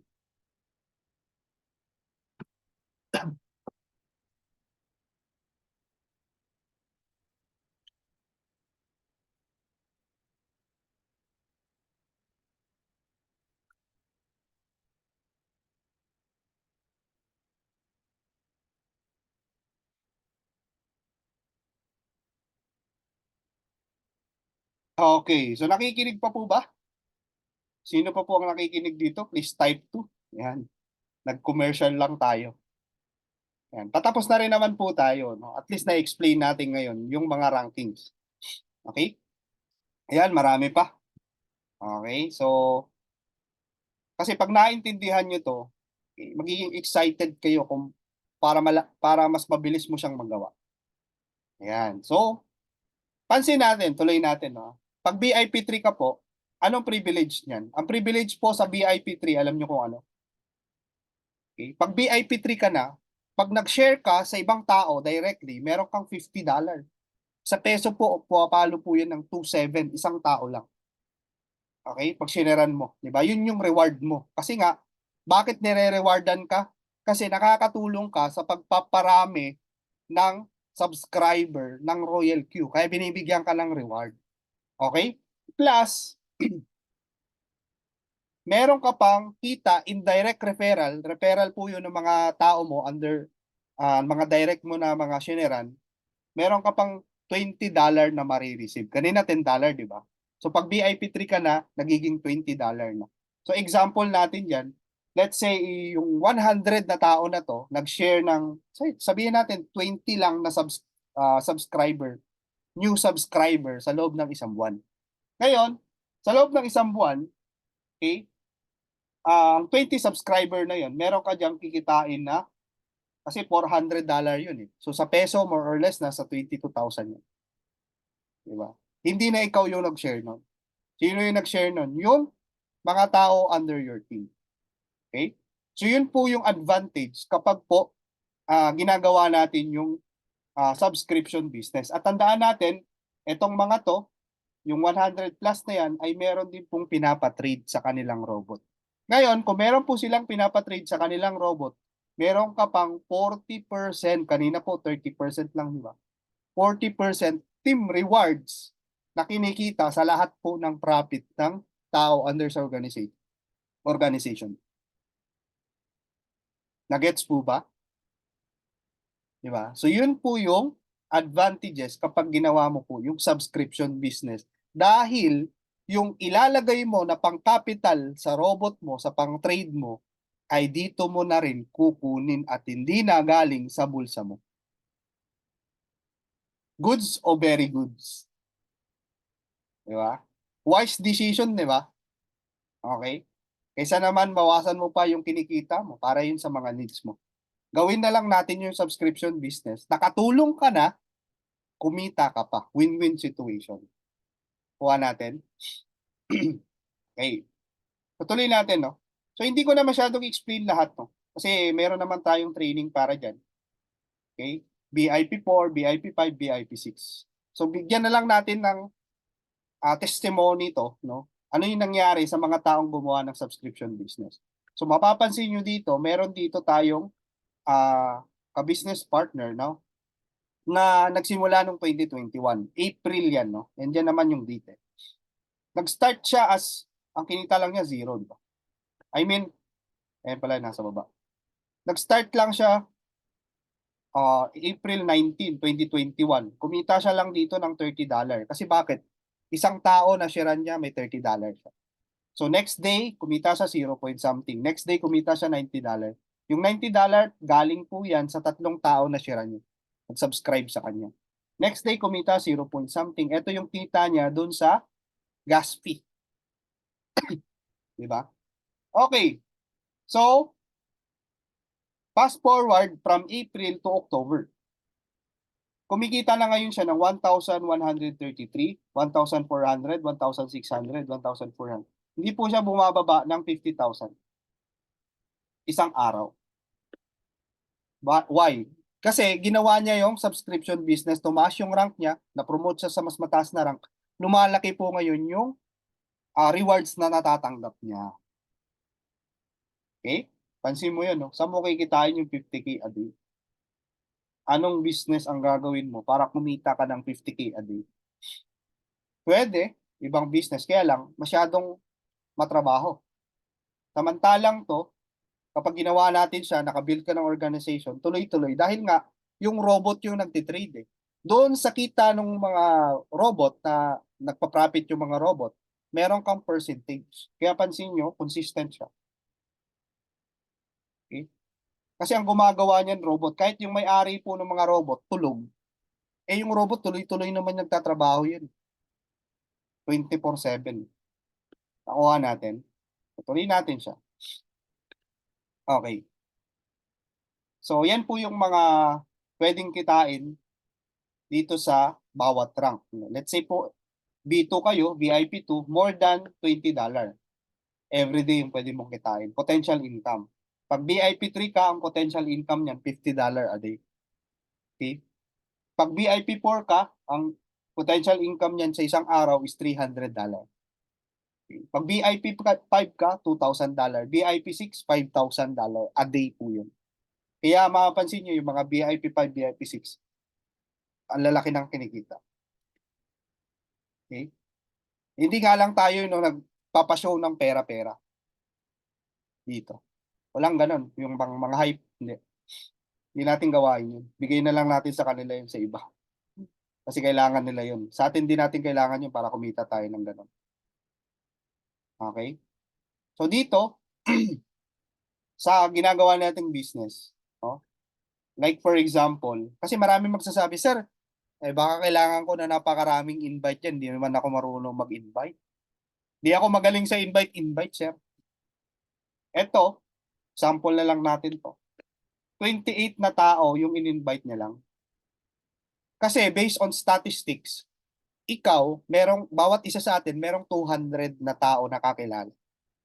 Bawat isa sa atin, meron kang 200 na tao na kakilala. Okay? Sa 28, sa 200 na yan, ang in-invite nitong tao na to, 28 lang. 10, hindi pa nag-subscribe. 18 lang yung nag-subscribe sa kanya. Yan, activated. Etong 10, nag-download lang. Fast forward, etong 18 po, na-duplicate into 16,689. Kasi hindi mo na alam kung sino na yung sharean nitong 18 eh. 'Di ba? May mga tao diyang masisipag gustong kumita. Eh ang gagawin mo lang, mag-share ka lang ng link mo. Si-share mo lang yung testimony mo sa Royal Q, 'di ba? Yun lang naman ang gagawin mo. Kung gaano kaganda yung opportunity natin, yun lang ang gagawin mo, si-share mo lang. 'Di ba? Hindi naman ganoon kahirap. So, merong mga iba na sobrang sipag hanggat sa umabot po yung organization ng 16,000. Ano po yung nangyari dito sa tao na to? Hindi to magaling sa pag-share kasi 28 lang yung nashiran niya. Di ba? Ito po yung naging account niya. Ito po ang kinikita niya, umabot po sa yan, 11,700, 11,600, 11,400, 12,000. Hindi po siya bumababa ng per day dito na 500K. Wow. What if po sa yung mangyari yan? 500K per day. Ano bang rank nito? VIP6 po. Okay?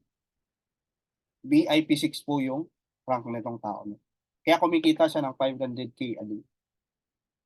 Okay? Dito sa atin, yung mga B6, hindi mo na masyadong makikita. Kasi nga, time and financial freedom na meron sila. Hindi katulad sa mga ibang opportunity, yung mga kumikita ng malaki, mga nagkakita ng pera, mga sasakyan, kung ano-ano, 'di ba? Para mapanghatak sa tao. Sa atin hindi eh. Hindi mo nga makita yung mga VIP6 dito, baliktad, mga tahimik na. Kung sino yung mga lumalaki ang kinikita, yan po yung mga tumatahimik na. Kasi nga, nare-reach na natin yung time and financial freedom. Hindi na natin kailangang kumbaga, hindi na nila kailangan na katulad sa ibang mga opportunity, yung mga kumikita ng malaki, kailangan nila magpa-show pa. Kasi bakit? Kailangan pa rin nilang kumita, kumayod eh. Kasi wala namang time freedom doon. Okay? Hindi nila pwedeng iwan yung business nila. Hindi katulad sa atin kasi AI, artificial intelligence, meron na tayong robot. Okay? Pag malaki po ang puhunan mo, pa-trade mo, let's say, kumikita ka 500K, lagay mo doon sa trading, ewan ko na lang kung hindi ka pa kumita ng malaki. Nagets natin? Yun pong totoong time freedom and financial freedom. Okay? Kaya ganun tayo ka-eager na i-share to sa ibang tao. Unang-una, legit yung ginagawa natin. Number two, safe yung mga pera natin. Kasi crypto bank po yung mga ginagamit natin. Hindi natin ibinibigay sa ibang tao.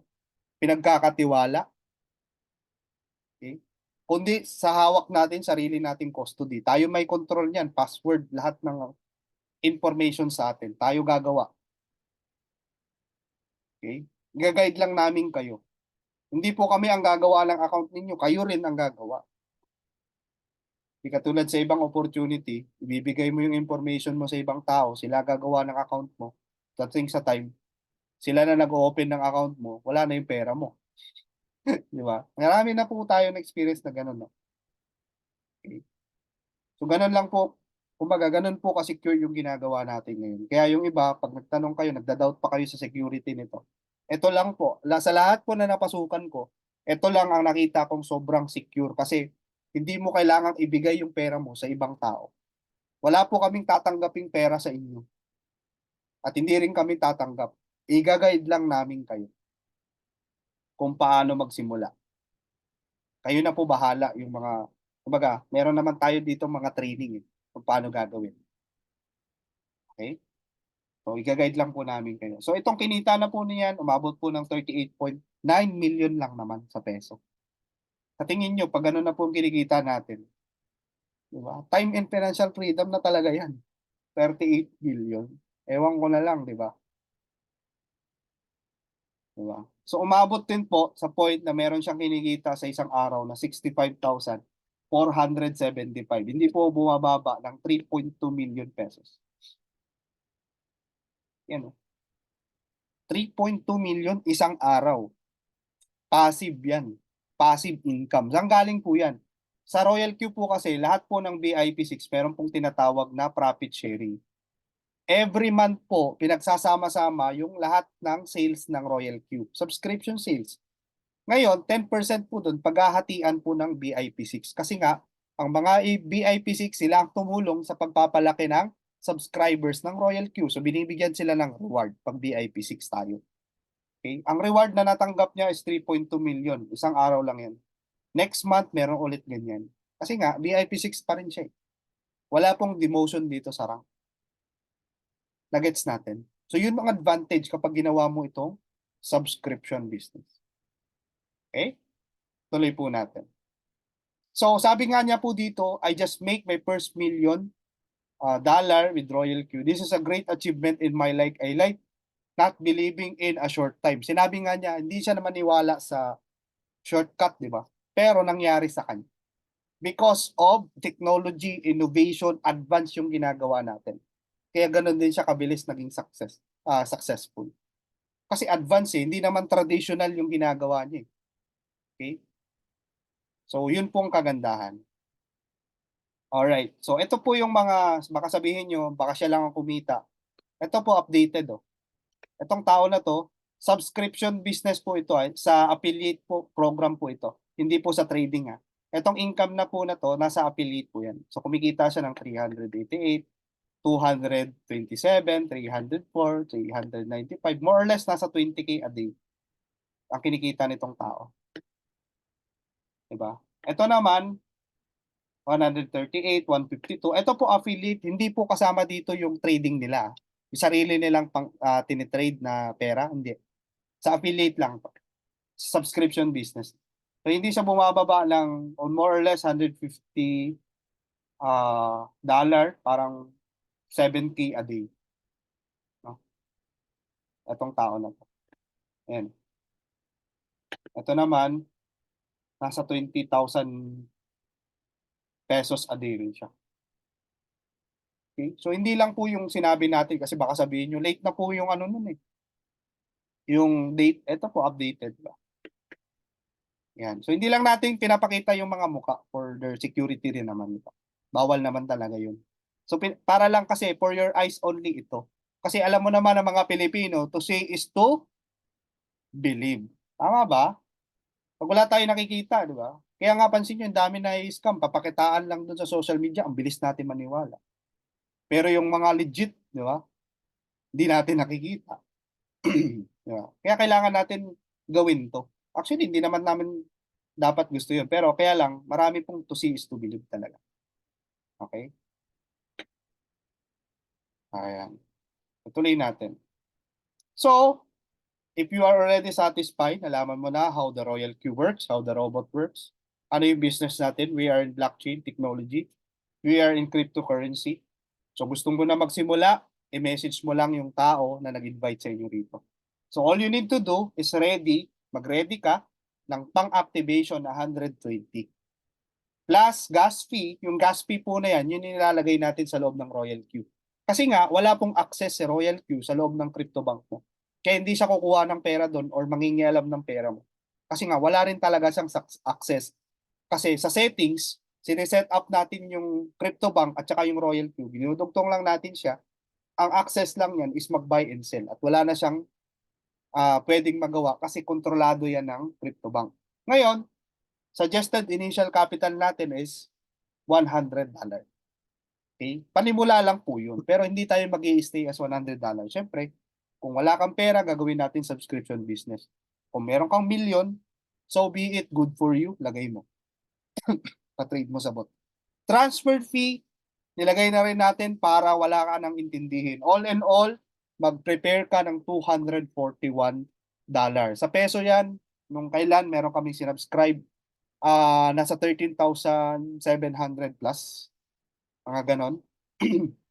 13,700 plus. Kasi ang palitan, nakadepende kasi sa palitan ng dollar. Kasi ang dollar ngayon nasa more or less 56 to 57. Okay?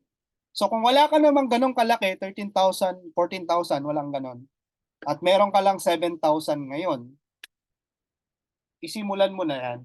Dito ka muna mag-start. Simulan mo na muna yung activation. Bakit po?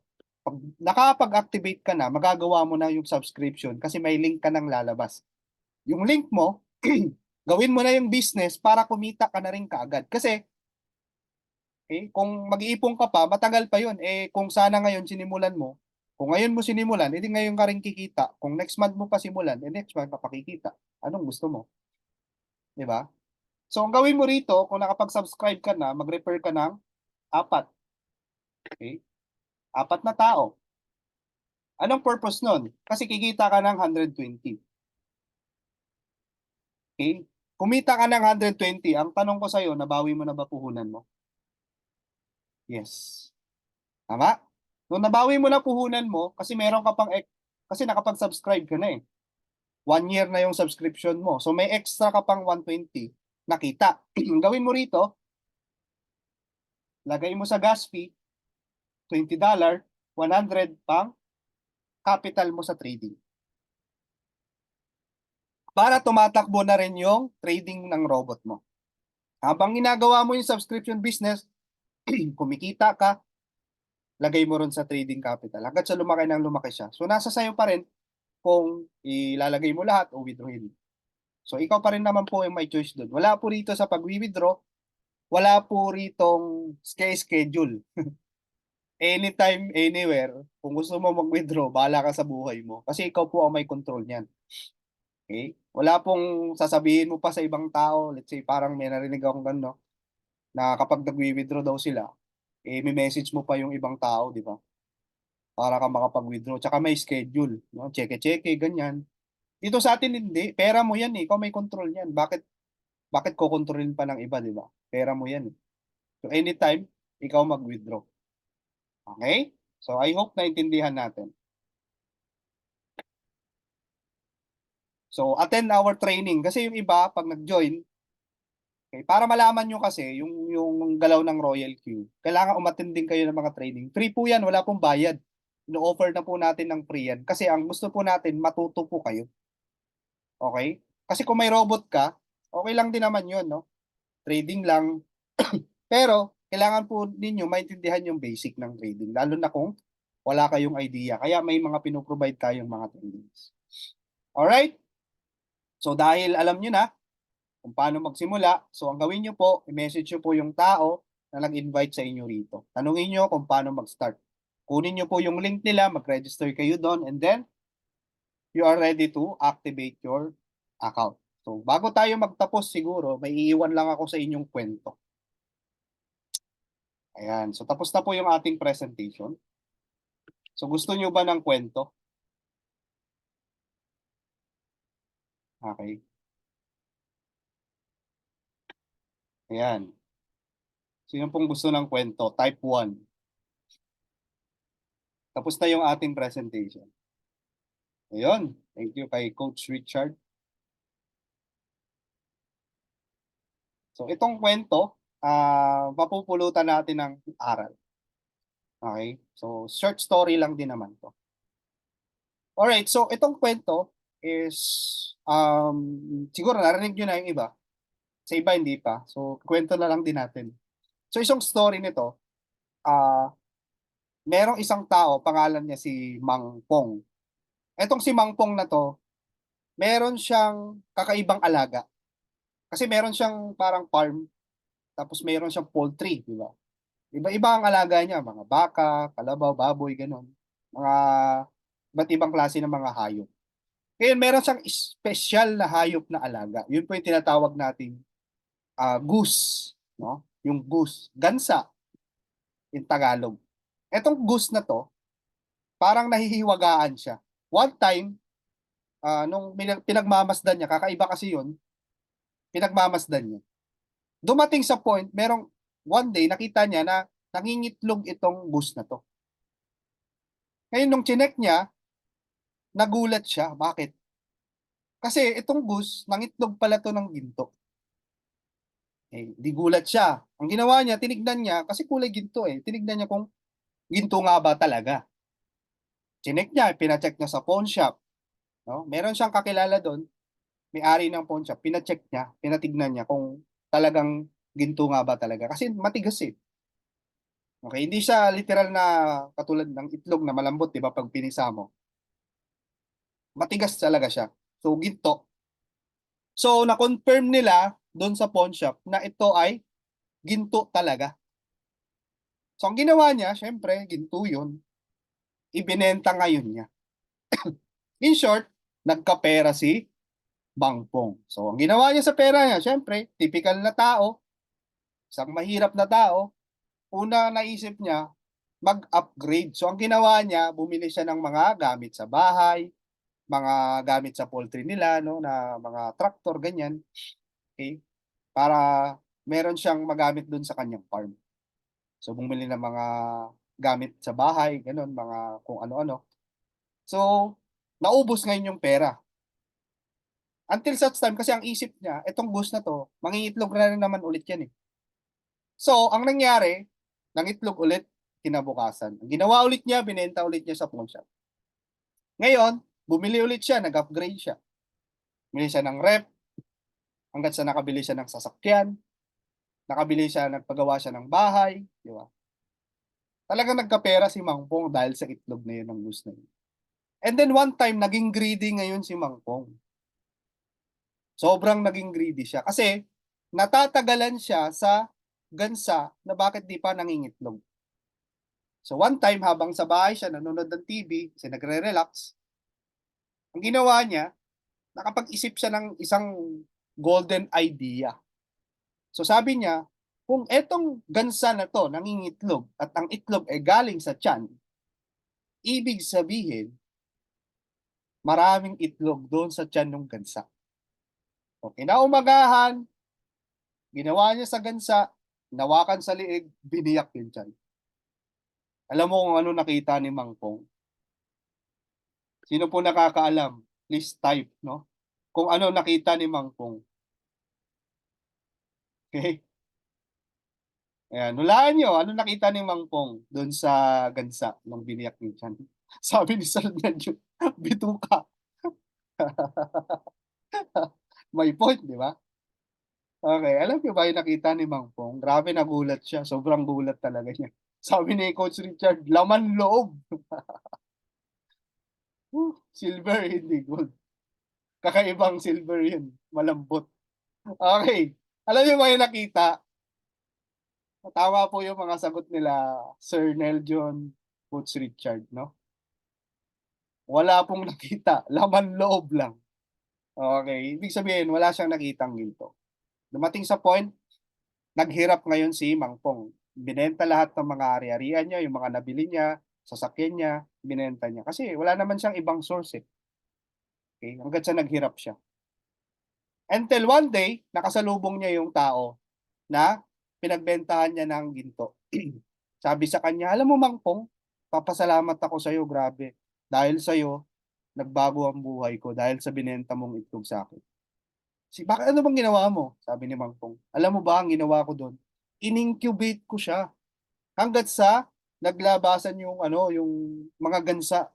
Ngayon, nung naging gansa na siya, lumaki, pinalaki ko, inalagaan ko, hanggat sa nangitlog ulit sila ng maraming itlog na ginto. Ngayon, in-incubate ko, pinarami ko pa ulit sila, hanggat sa naginto. Ngayon, ni-enjoy ko na yung pinaghirapan ko. Okay? Makaka-relate kayo sa story. Bakit? At one time in our life, kumikita tayo ng pera. Ngayon, kumikita tayo ng pera. Trabaho natin, sa negosyo natin. Ginagawa natin, syempre, binibili natin sila ng mga gamit, di ba? Manage natin sa bahay. Pero hindi natin iniisip na yung pera na yun, dapat pinaparami natin. Okay? Binibili natin ng assets na magpo-provide sa atin ng another assets ulit. Okay? Nakatulad ng ginawa nung may-ari ng pawn shop. Okay? Karamihan sa atin katulad ni Mang Pong. Ang ginagawa natin, nagiging binibili natin ng mga liabilities. Okay? So, ang point ng story po, no, katulad dito sa business natin, okay, mag-start muna tayo mag-business. Habang kumikita pa tayo ng pera, magnegosyo na tayo. Mag-start na tayo mag-invest. Huwag na nating antayan na tumanda na tayo, magkasakit tayo, wala na tayong lakas, tsaka pa lang tayo mag-i-start. Diba? Huli na ang lahat. So, simulan na po natin ngayon. Alright? So, yan. Siguro, yun lang po yung point ng story natin. No? At least baka relate kayo. And siguro po sasagot tayo ng mga tatlong katanungan. Dito may nakita ako ng tanong. Pero alam ko nasagot na rin. Okay, so unahin natin, babasa lang tayo ng tatlong question kung may question. Okay, tingnan natin. Meron lang isa, pinagot na rin ni Coach Sherwin. Sabi ni Ma'am Jen or Sir Jen, ilang percent po yung win rate? Actually po, wala kasing win rate dito na matatalo ka. Ang ano po natin, ang robot po natin, okay, ang ginagawa niya, nagti-trade lang tayo sa spot. Okay? So ang ginagawa ng bot natin, magbabay siya, okay, bibili siya, pag bumababa yung market, hindi siya magsisell. Okay? Kaya masasabi natin 100% yung win rate kasi nga aantayin niya lang bumalik yung market tsaka siya magsisell. Wala ka namang talo. Okay? Kasi mag-hold lang naman siya kapag bumababa yung market eh. Pag mag-bounce yung market, na-hit po yung TP natin doon, tsaka lang siya magsisell. Pero hanggat hindi na-reach yung TP natin or take profit natin, hindi siya po magsisell lang palugi. So yun po ang kagandahan sa bot natin. Number one kasi, sa spot lang tayo nag-trade. At the same time, lagi nasi-secure ng bot natin at least 1% na profit. So, panalo na tayo doon. So yun po ang kagandahan. Number 2 question, meron po bang compounded profit? Meron po tayong strategy, yung tinatawag nating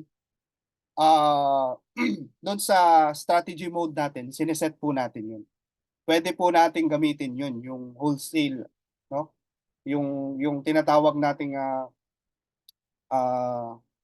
whole warehouse, no? Yun po yung compounded natin para yung kinikita nating profit, pwede pa niyang gamitin sa pagtitrade. Whole warehouse mode. Kasi may mga strategy po tayong ginagamit doon. So, meron po, no? Tanong ni Ma'am Madeline Ignacio. Okay, so kung ikaw naman, di ba, gusto mo lang i-compound yung yung profit mo at ayaw mo namang withdrawin, pwede po. Pwede po 'yun. Nasa-set po 'yun dun sa bot natin. Ang kagandahan kasi tayo po yung may control kung ano po yung gusto nating mangyari dun sa profit natin. Withdraw ba natin o kaya ilagay pa natin sa trade? 'Yun. Last question po bago tayo maghiwa-hiwalay. Okay. Last question. Meron pa ba?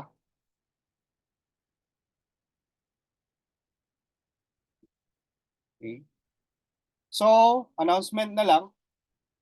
Sa Tuesday, meron tayong ATO. So, yung ATO na po na yon, para po kasi yon sa mga subscribers lang.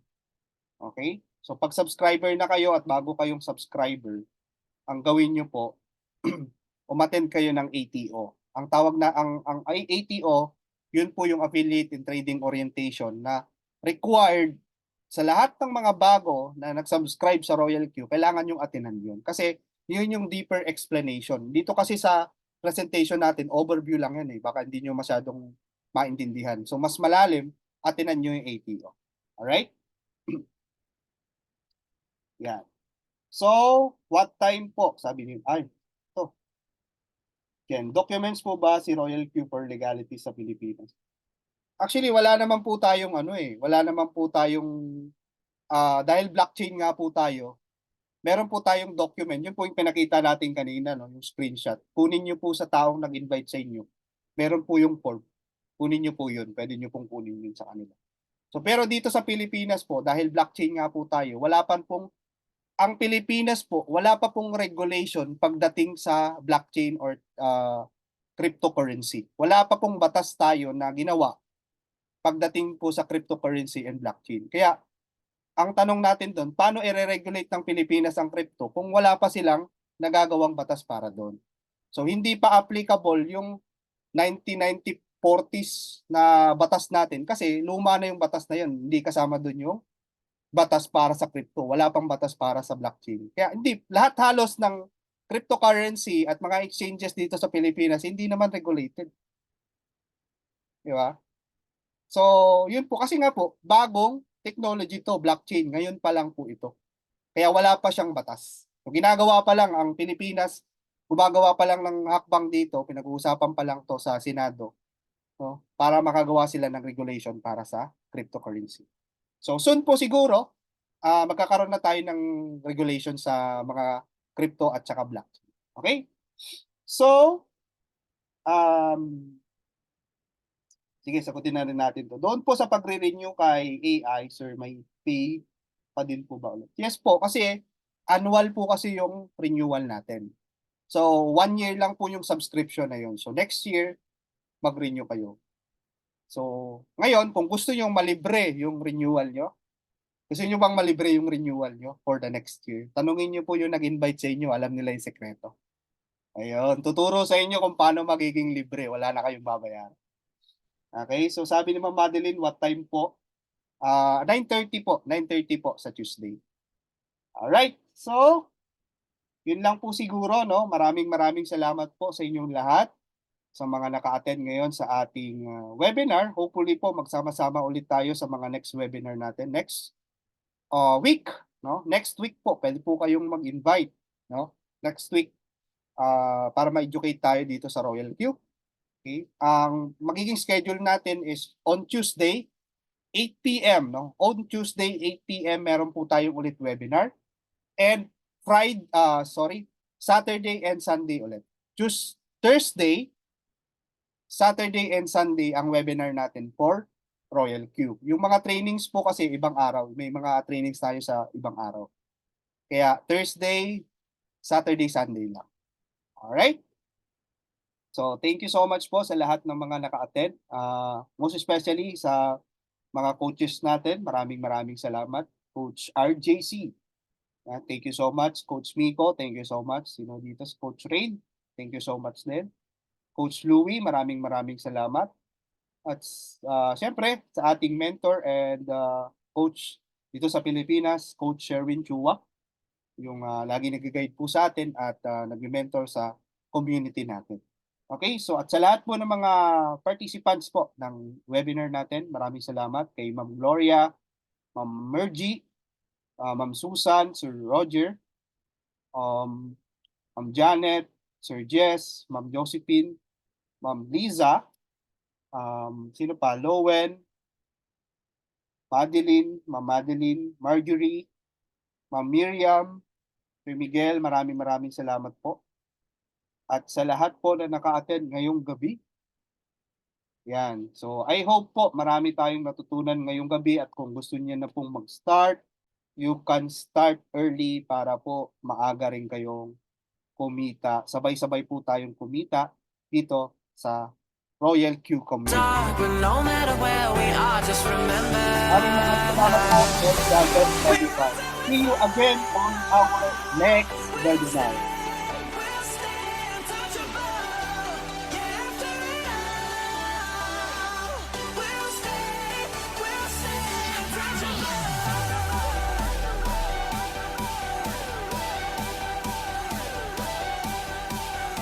Thank you everyone. God bless, God bless.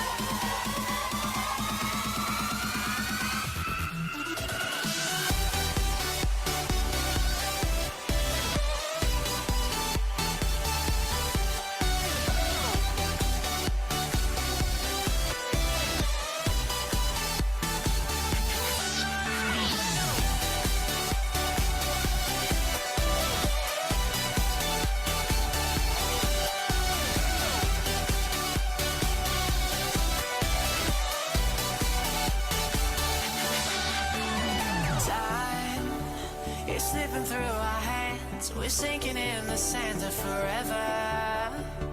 Light, surrender to the dark, but we can make a spark here together.